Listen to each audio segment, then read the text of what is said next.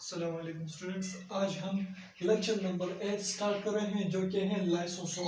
पिछले लेक्चर में हमने एंडोप्लाज्मिक रेटिकुलम, गोल्गी बॉडीज और राइबोसोम्स वगैरह को डिस्कस किया था। अब हम लाइसोसोम स्टार्ट कर रहे हैं और लाइसोसोम में जो सबसे पहले जो चीज़ सीखने वाले हैं वो है इसकी history.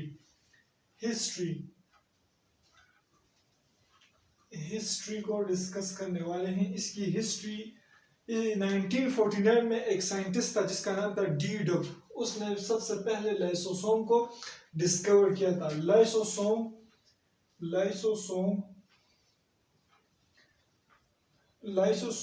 Was discovered by D dub ने डिस्कवर किया था लाइसोसोम को इन 1949। इसकी हिस्ट्री के बाद हम इसकी मीनिंग को डिस्कस करते हैं कि ये इस वर्ड का जो मीनिंग है वो क्या है। हमारे पास इसकी मीनिंग को डिस्कस करते हैं। मीनिंग तो ये दो वर्ड्स ग्रीक वर्ड से मिलकर बना है लाइसो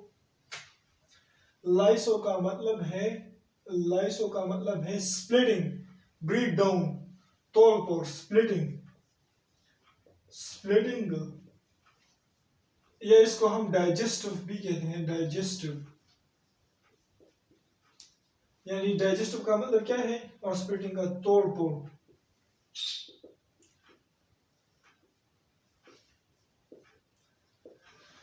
और सोमा का मतलब आप जानते हैं, सोमा का मतलब है बॉडी, यानी ऐसी बॉडी जिसके अंदर डाइजेशन या स्प्लिटिंग होती है, चाहे वो फूड्स की या कुछ और सब्सटेंसेस जो हम अभी डिस्कस करेंगे। मीनिंग के बाद हम फॉर्मेशन करेंगे और फॉर्मेशन के बाद फिर हम इसकी डिफिनीशन करेंगे। फॉर्मेशन यानी कैसे लाइसोसोम कैसे बनता है। तो पिछले लेक्चर से मैंने आपको पढ़ाया भी था। सबसे पहले राइबोसोम, यहाँ पर मैं उसका जो समरी है वो मैं आपको बताता हूँ। सिर्फ समरी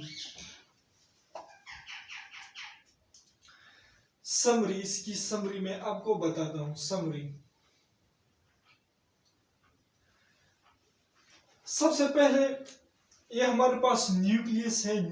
फर्ज करिए हमारे पास एक सेल है, न्यूक्लियस सेंटर में होता है, लेकिन ये एग्जांपल के तौर पर ये हमारे पास न्यूक्लियस और इसके साथ एक स्ट्रक्चर इस तरह से ट्यूबुलर स्ट्रक्चर्स अटैच है, जिसको हम क्या कहते हैं, एंडोप्लाज्मिक रेटिकुलम के फिर दो फॉर्म्स या टाइप्स है। एक के ऊपर जो राइबोसोम्स अटैच्ड होते हैं, यहाँ पर राइबोसोम्स अटैच्ड होते हैं, तो इनको हम RER यानी रफ एंडोप्लाज्मिक रेटिकुलम कहते हैं। और यहाँ पर राइबोसोम अटैच नहीं है तो इसको हम SER कहते हैं।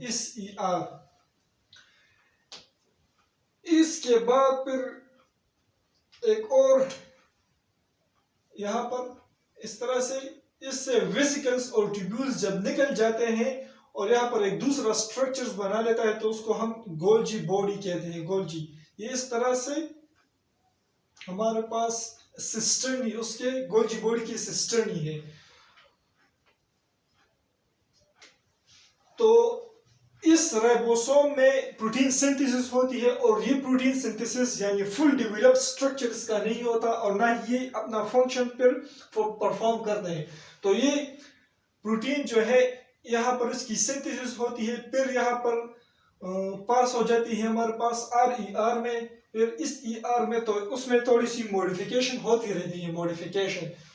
फिर वो इस ER से इस वेसिकल और ट्यूब्यूल की शक्ल में जब यहाँ पर हमारे पास गोल्जी बॉडी बनती है तो यहाँ पर इससे ये प्रोटीन आ जाते हैं। इसकी फिर फर्दर मॉडिफिकेशन और ये एक्टिव हो जाते हैं तो इससे एंजाइम्स बन जाते हैं, जो कि फिर एक्टिव फॉर्म में हो जाते हैं। फिर ये हमारे पास गोल्जी बॉडी का ट्रांसफेज है।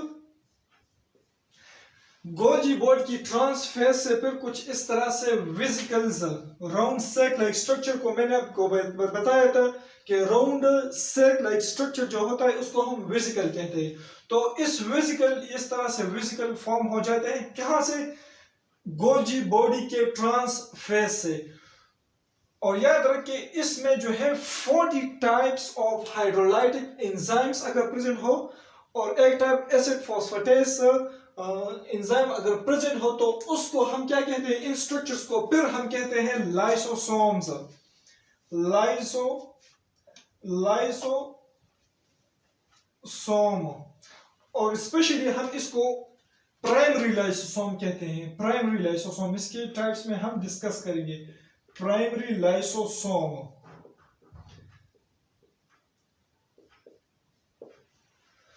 तो इसमें हाइड्रोलाइटिक एंजाइम्स प्रेजेंट होते हैं और एक 40 टाइप्स के, और एक एसिड फॉस्फेटेस।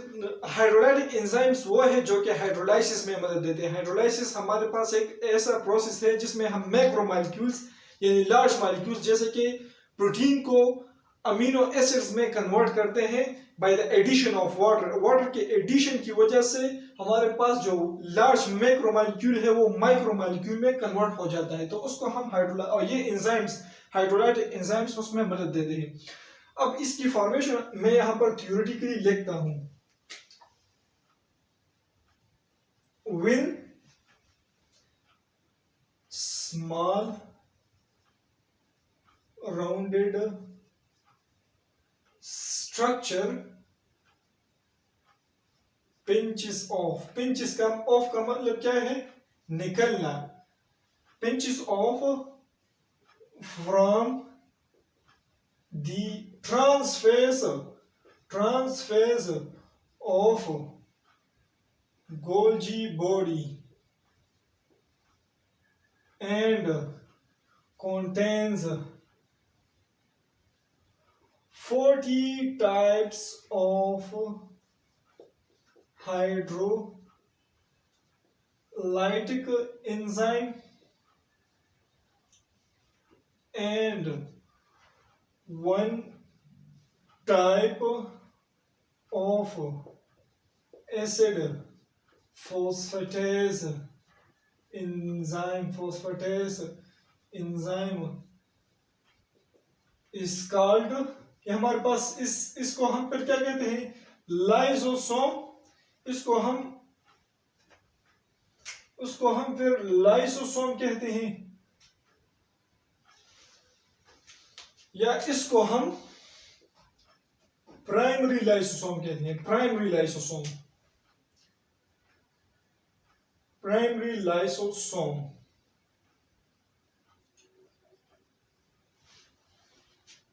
तो इस थ्योरी का मतलब अब आपको पता लग गया होगा इस डायग्राम से। इसकी एक्सप्लेनेशन मैंने यहाँ पर की है। यहाँ पर हमारे पास मैंने जब समरी की तो ये सब मैंने बताया। अब इसकी फॉर्मेशन के बाद हम इसकी डिफिनीशन की तरफ आते हैं। तो इसका डिफिनीशन इसकी फॉर्मेशन से ऑलरेडी क्लियर है। मैं यहाँ पर लिख लेता हूँ डिफिनीशन। इसकी डिफिनीशन क्या है? डिफिनीशन ऑलरेडी मैंने क्लियर किया है। These are, ये हमारे पास these are round sac like structures, round sac like structures, जिसको हम क्या कहते हैं? वेसिकल। और ये हमारे पास कहां पर प्रेजेंट होते हैं? साइटोप्लाज्म में। तो present in cytoplasm which contain hydrolytic enzymes.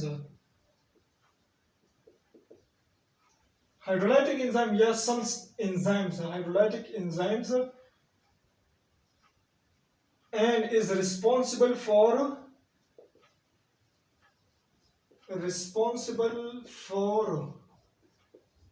Intracellular digestion. Cell के अंदर जो डाइजेशन होती है इसको हम इंट्रासेल्युलर डाइजेशन कहते हैं। इसकी एक्सप्लेनेशन में फर्दर आगे करूंगा, इसकी वर्किंग या फंक्शन में, वर्किंग मैकेनिज्म में।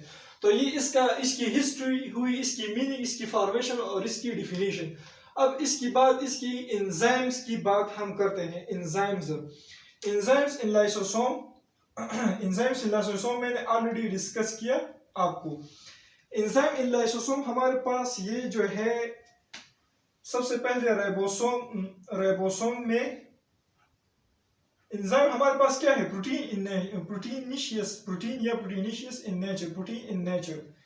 तो यहाँ पर प्रोटीन की सिंथेसिस होती है, उसके बाद ये हमारे पास जो है पास हो जाता है RER में, RER से इस ER फर्दर मॉडिफिकेशन होकर फिर ये गोल्जी बॉडी में ट्रांसफर होकर गोल्जी बॉडी, और गोल्जी बॉडी की ट्रांसफेस से जो वेसिकल्स निकल जाते हैं, तो उसमें ये फुल जो है हमारे पास इसकी स्ट्रक्चर जो है वो डेवलप हो जाती है। तो ये हमारे पास क्या हुआ? लाइसोसोम में। तो ये हमारे पास लाइसोसोम में। अब इसकी एंजाइम्स के बाद हम और इसकी डिस्कशन करते हैं। अब हम इसकी शेप की बात करते हैं। शेप, तो ये हमारे पास स्मॉल राउंडेड शेप,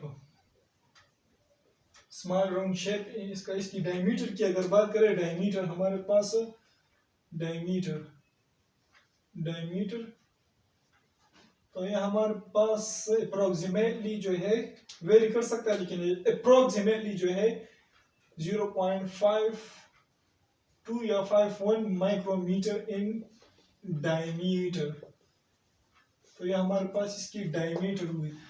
याद रखिए प्लांट सेल में जो है लाइसोसोम का फंक्शन जो है वो, उसमें जो लार्ज वैक्यूल प्रेजेंट होता है, सेंट्रल वैक्यूल, प्लांट सेल में लार्ज वैक्यूल प्रेजेंट होता है। तो लाइसोसोम का ज्यादातर फंक्शन जो है वहां पर वैक्यूल भी परफॉर्म करता है। लेकिन अगर एमसीक्यूज में ये आया कि which of the following structure या organelle perform the function of lysosome in plant cell, नीचे क्या लिखा होगा? क्लोरोप्लास्ट, माइटोकॉन्ड्रिया, वैक्यूल या कोई और ऑर्गेनेली। तो वो हमारे पास क्या है? वो हमारे पास वैक्यूल है। तो चलिए अब इसकी टाइप्स की हम बात करते हैं। टाइप्स की अगर हम बात करें तो इसके दो टाइप्स हमें मिलते हैं, दो। एक को हम कहते हैं प्राइमरी लाइसोसोम,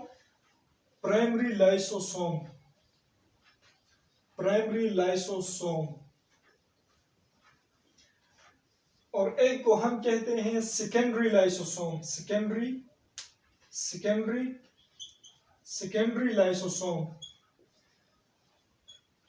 तो ये हमारे पास सिंपली मैं लिख लेता हूं कि जब लाइसोसोम एक्टिव फॉर्म में ना हो, उसके अंदर एंजाइम प्रेजेंट होती है लेकिन वो एक्टिव फॉर्म में ना हो, उसके साथ कोई फूड वैक्यूल अटैच ना हो जाए या कोई और वैक्यूल जो है उसके साथ अटैच ना हो, यानी वो वर्किंग परफॉर्म ना करे, इनएक्टिव फॉर्म में हो, तो उसको ये हमारे पास इनएक्टिव फॉर्म में जब लाइसोसोम प्रेजेंट होता है, इनएक्टिव फॉर्म ऑफ लाइसोसोम, और जब वो किसी वैक्यूल के साथ मिल जाए और उसमें कुछ एंजाइम जो है कुछ रिएक्शन करे, तो उसको हम सेकेंडरी लाइसोसोम कहते हैं। तो ये हमारे पास एक्टिव फॉर्म ऑफ लाइसोसोम है। Active form of lysosome, active form of lysosome है ये हमारे पास। अब इसकी बात हम इसकी वर्किंग मैकेनिज्म की हम बात करते हैं। Working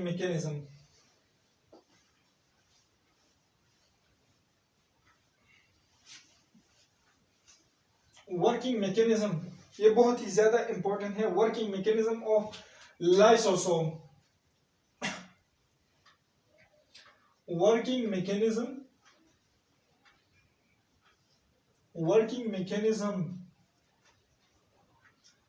of lysosome, working mechanism of lysosome। तो यहां पर है कि मैं आपको यहाँ से समझाता हूँ प्राइमरी लाइसोसोम। ये हमारे पास प्राइमरी लाइसोसोम, तो अभी आप जानते हैं ना प्राइमरी लाइसोसोम क्या है हमारे पास, जो कि न्यू भी होती है, न्यू फॉर्म, और इनएक्टिव भी होते हैं। यहाँ पर मैं लिख लेता हूँ प्राइमरी लाइसोसोम।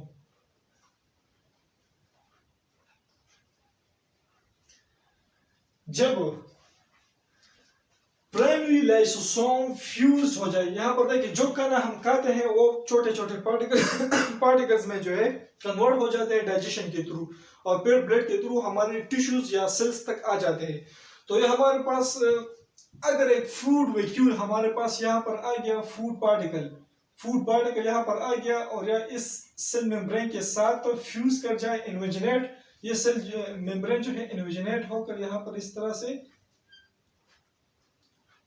एंडोसाइटोसिस का एक टाइप है फेगोसाइटोसिस। जब फूड पार्टिकल यहाँ पर इस तरह से अंदर आ जाए एंडोसाइटोसिस के जरिए, फेगोसाइटोसिस के जरिए, और यहाँ पर इस तरह से आकर हमारे पास प्राइमरी लाइसोसोम साइटोप्लाज्म में प्रेजेंट है, इसके साथ मिल जाए और हमारे पास यूजफुल सब्सटेंसेस या इसको ब्रेक डाउन करे और जहां पर यूटिलाइज हो वहां पर इसको लेके जाए, तो इसको हम क्या कहते हैं,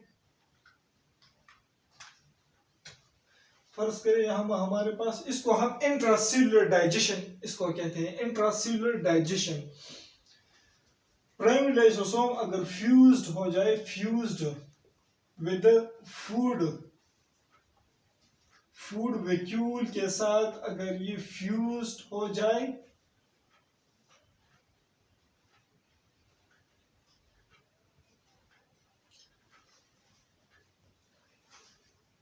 तो यहाँ पर मैंने इस पहले भी इसकी टाइप्स में डिस्कस किया कि ये जब फ्यूज हो जाते हैं तो इससे क्या चीज बन जाते हैं, इससे बन जाता है हमारे पास सेकेंडरी लाइसोसोम।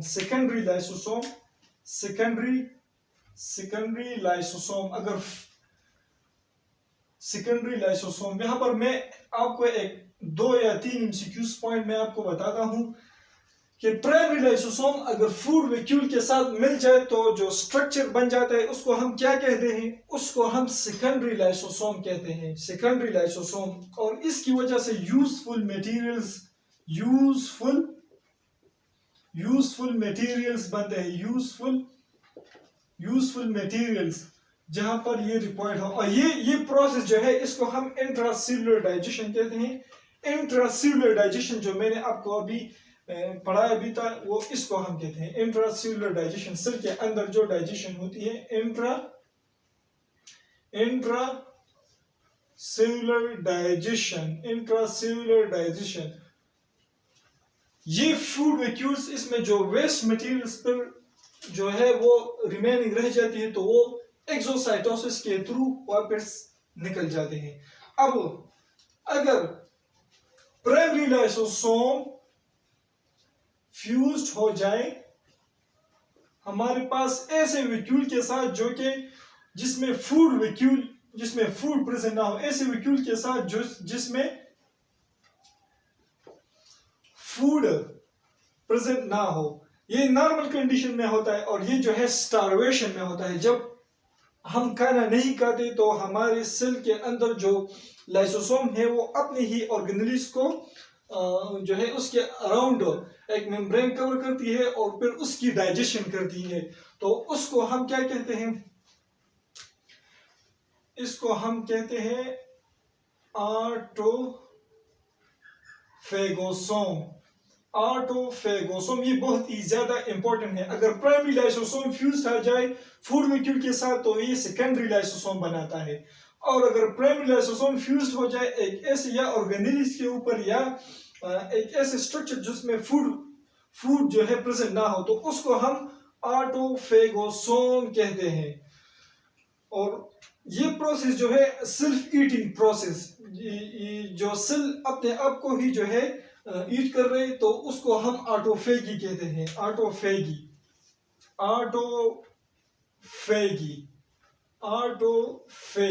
तो यहाँ पर हमारे पास 3 इंपॉर्टेंट एमसीक्यूज बन गए कि प्राइमरी लाइसोसोम जब फूड वैक्यूल के साथ मिल जाए या फ्यूज हो जाए तो उसको हम सेकेंडरी लाइसोसोम कहते हैं। और इसमें जो है यूजफुल मटेरियल्स बनते हैं और इस प्रोसेस को हम क्या कहते हैं, इंट्रासेल्युलर डाइजेशन। अगर प्राइमरी लाइसोसोम फ्यूज्ड हो जाए एक ऐसे वेक्यूल के साथ जिसमें फूड मटेरियल प्रेजेंट ना हो तो उसको हम ऑटोफेगोसोम कहते हैं। और ये जो प्रोसेस होता है ऑटोफेग यानी इसमें डाइजेशन होती है किस चीज की, सेल्फ ईटिंग की, यानी सेल अपने ऑर्गेनल्स या अपने ही कंपोनेंट्स की जो है डाइजेशन करती है तो उसको हम ऑटोफेगी कहते हैं। तो विच of the following organelle is responsible for autophagy, तो हमारे पास लाइसोसोम है। अगर प्राइमरी लाइसोसोम फ्यूज हो जाए एक ऐसे वैक्यूल के साथ तो जिसमें फूड ना हो तो उसको ऑटोफेगोसोम, और अगर प्राइमरी लाइसोसोम फ्यूज्ड हो जाए ऐसे वैक्यूल के साथ जिसमें फूड प्रेजेंट हो तो उसको हम सेकेंडरी लाइसोसोम। और ये जो प्रोसेस है ये प्रोसेस हमारे पास होता है स्टारवेशन, भूख, स्टारवेशन जब हम खाना नहीं खाते या एबनॉर्मल कंडीशन में, या हमारे पास एबनॉर्मल कंडीशन और ये हमारे पास नॉर्मल कंडीशन में, हमारे पास ये एबनॉर्मल कंडीशन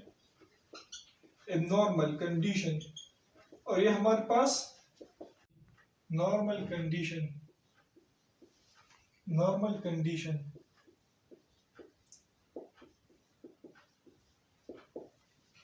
तो ये हमारे पास जो है नॉर्मल कंडीशन में होता है और ये एबनॉर्मल कंडीशन में।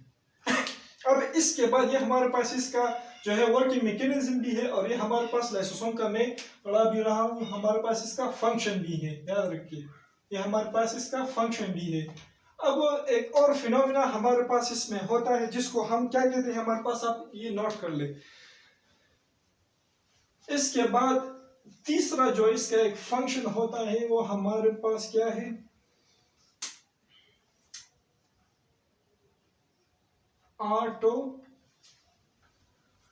ऑटोलाइसिस। हमारे पास जो डेवलपमेंट के दौरान, यानी अगर आप फ्रॉग जब पैदा हो जाए तो उसकी जो स्ट्रक्चर है उसमें टेल प्रेजेंट होती है, लेकिन जब वो एडल्ट फॉर्म में आ जाता है तो वो टेल जो है वो रिमूव हो जाती है। तो वो किस चीज की वजह से, वो हमारे पास लाइसोसोम की वजह से वो रिमूव हो जाती है। या हमारे पास जब बेबी बर्थ होता है तो उसके फिंगर्स के दरमियान जो है इस तरह से कुछ स्ट्रक्चर, नेटवर्क का एक स्ट्रक्चर जिस तरह के फिशेस के विंग्स में प्रेजेंट होता है, इस तरह इसमें स्ट्रक्चर जो है प्रेजेंट होता है, वो भी रिमूव हो जाता है बाद में, आइटोलाइसिस उसको हम कहते हैं। यानी हमारी बॉडी के अंदर इस तरह के सेल स्ट्रक्चर या बॉडी स्ट्रक्चर जो है वो रिमूव हो जाए, सेल स्ट्रक्चर या सेल स्ट्रक्चर्स हमारे बॉडी के सेल स्ट्रक्चर जो है वो रिमूव हो जाए एडल्ट फॉर्म में एडल्ट जब हो जाते हैं तो वो रिमूव हो जाती है, तो उसको हम क्या कहते हैं, ऑटोलाइसिस। तो विच of the following organelle is responsible for autolysis, तो हमारे पास क्या है, वो हमारे पास है लाइसोसोम। अब इसके बाद हम इसकी माल फंक्शनिंग यानी डिजीज, स्टोरेज डिजीज है दो, तो उसको डिस्कस करते हैं। ये आप नोट कर लें, ऑटोलाइसिस है हमारे पास तीसरा, ऑटोलाइसिस। अब इसके बाद माल फंक्शनिंग ऑफ लाइसोसोम को डिस्कस करते हैं। माल फंक्शनिंग ऑफ लाइसोसोम की तरफ आते हैं। माल फंक्शनिंग ऑफ लाइसोसोम यानी लाइसोसोम अपना फंक्शन जो है वो लूज करे,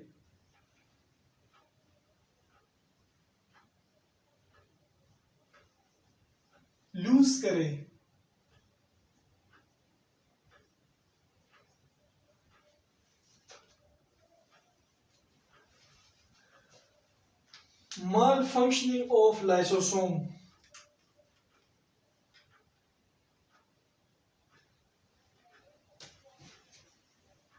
तो उसमें सबसे पहले क्या है, ग्लाइकोजेनेसिस टाइप 2।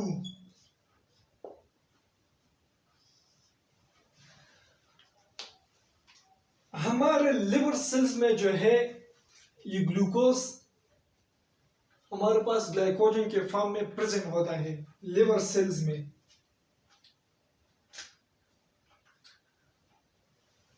लिवर सेल्स में, इन लिवर सेल्स। लेकिन अगर इन लिवर सेल्स में जो है हमारे पास ये लाइसोसोम अपना फंक्शन जो है वो लूज करे तो ये ग्लाइकोजन जो है हमारे पास वापस कन्वर्ट नहीं होंगी किस चीज में, ग्लूकोज में, अगर ये रिक्वायर्ड हो तो इसकी अकोमोलेशन की वजह से हमारे पास सिस्ट की फॉर्मेशन हो जाती है लिवर सेल में। अगर यहां पर पॉइंट लिख ले आप, लिवर सेल्स में अगर ग्लाइकोजन की अकोमोलेशन से सिस्ट की फॉर्मेशन हो जाए, सिस्ट यानी जो बड़े दाने होते हैं उसको हम क्या कहते हैं, सिस्ट फॉर्मेशन हो जाए तो उसको हम क्या कहते हैं, उस डिजीज को हम क्या कहते हैं, ग्लाइकोजेनेसिस टाइप 2, ग्लाइकोजेनेसिस टाइप 2। ये टाइप 2 और टाइप 1 इसका कंसेप्ट मैं आपको बताता हूं। फर्ज करें एक शख्स है, उसको एक पर्सन है, उसको ये डिजीज हो गई तो ये हमारे पास ये एक्वायर्ड डिजीज है, यानी इसको खुद लग गई है तो इसको हम ग्लाइकोजेनेसिस टाइप 2। अगर इसके बाद इसके अगर बच्चे हो जाए तो उसमें ये डिजीज अगर उसमें भी जो है पाई गई तो उसको हम ग्लाइकोजेनेसिस टाइप 1 कहते हैं। वो हमारे पास जेनेटिकली या इनहेरिटेंस डिजीज है, उसको हम टाइप 1 कहते हैं जो पैदाइशी होती है, और ये एक्वायर्ड होती है टाइप 2, ये हमारे पास पैदाइशी नहीं होती।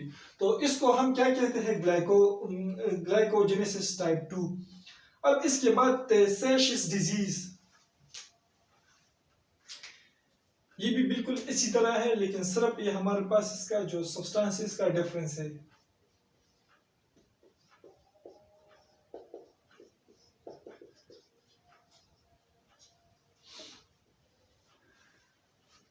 हमारे पास जो लिपिड की एक्युमुलेशन है, हमारे लिपिड ब्रेन सेल्स में जो है ये हमारे पास लिवर सेल्स में होता है, ये हमारे पास ब्रेन सेल्स में होता है। ब्रेन सेल्स में क्या होता है, अगर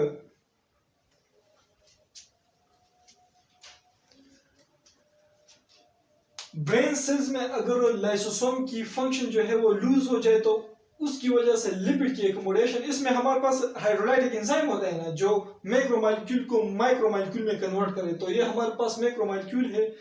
ये माइक्रोमोलेक्यूल में अगर कन्वर्ट ना हो तो उसकी एक्युमुलेशन से सिस्ट फॉर्मेशन हो जाती है। इसी तरह से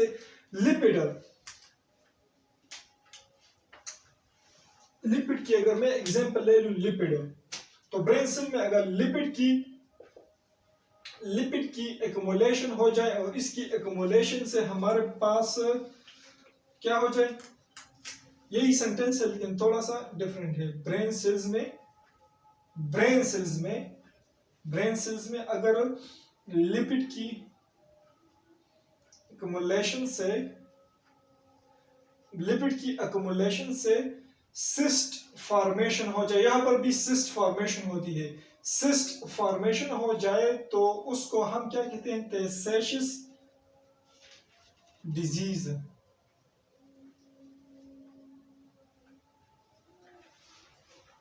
तो ये इसके दो स्टोरेज डिजीज थे। Storage, which of the following organelle is responsible for glycogenesis type 2? तो हमारे पास लाइसोसोम है, लाइसोसोम की मालफंक्शनिंग से, और टेसेशियस डिजीज भी लाइसोसोम की मालफंक्शनिंग से जो है। मालफंक्शनिंग का मतलब क्या है कि ये अपना फंक्शन जो है वो लूज करे। कुछ लोग कहते हैं कि ये लाइसोसोम इसमें प्रेजेंट नहीं होता है, इस सेल में प्रेजेंट होता है तो ये अपना वर्क जो है वो परफॉर्म नहीं करता। तो ये हमारे पास लाइसोसोम था। मैंने आपको बुक का एक एक वर्ड जो है वो डिस्क्राइब किया, तो आप वो बुक देख सकते हैं। और आखिर में अगर मैं कुछ एमसीक्यूज की पिक्चर इसमें अपलोड करूं तो वो भी आप सॉल्व करें। Thank you.